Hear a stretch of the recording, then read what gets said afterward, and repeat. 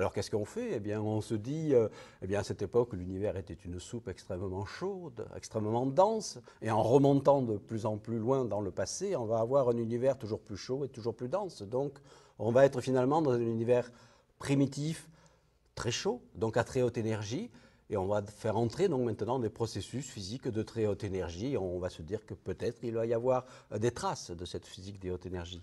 Oui, il faut rappeler que notre métier, c'est un métier d'historien. Et qu'est-ce que ça fait un historien? Ça fait des hypothèses sur le passé, mais les hypothèses ne sont crédibles que si l'historien peut donner des preuves que c'est précisément ces événements qui se sont passés.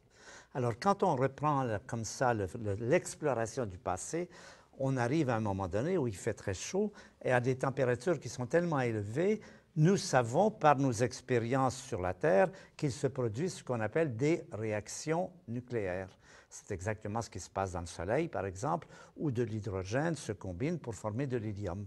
Donc, on se dit, à un moment donné, l'univers a dû être tellement chaud qu'il est devenu un immense réacteur nucléaire, que partout ont dû se passer des réactions nucléaires qui sont les mêmes que dans le Soleil, en tout cas le résultat est le même.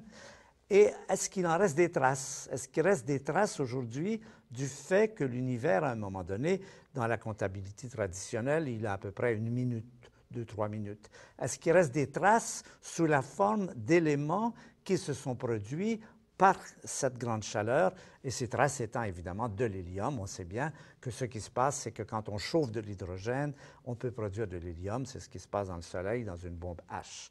Eh bien là, précisément, on a observé dans les étoiles, on a essayé de dénombrer les atomes. Les physiciens aiment beaucoup faire de la démographie. Combien de ci, combien de ça, etc.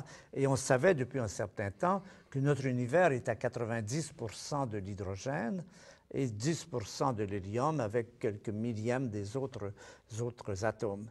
Et on peut montrer que précisément les nombres qu'on observe, ce 10% d'hélium, et il y a les isotopes de l'hydrogène et de l'hélium, on ne va pas entrer là-dedans, que ces observations correspondent très bien à ce qu'on peut reconstituer par calcul de ce qui s'est passé quand l'univers est passé dans ce domaine de température. Il faut se rappeler que l'univers, depuis le début, refroidit. Donc, il arrive à des températures où peuvent se passer des réactions nucléaires. Ça dure quelques minutes. On peut faire des calculs pour montrer ce que ça devrait donner et on arrive avec une assez bonne précision à ce qu'on observe.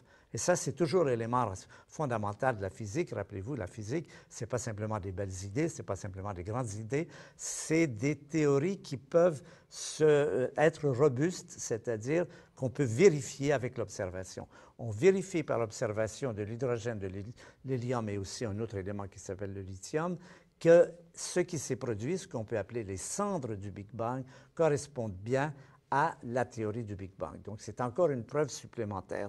Les preuves du Big Bang, on a mentionné d'abord l'expansion, ensuite le rayonnement fossile, qui est justement un fossile tel que les historiens aiment en trouver pour confirmer leurs idées, et en plus de ça, la distribution des éléments chimiques, hydrogène, hélium, lithium, qui correspond bien. Donc cet ensemble de preuves, et il y en a plusieurs autres, on n'a pas fait le tour, il y en a plusieurs autres. Ce qui est extraordinaire avec la théorie du Big Bang, c'est que chaque fois qu'elle fait des prédictions quantitatives, ça tombe pile. Et ça, c'est ce qui rend une théorie séduisante. On peut l'aimer ou pas l'aimer, ce n'est pas important. L'important, c'est qu'elle fait ses preuves. Chaque fois qu'on la confronte à la réalité, elle répond bien.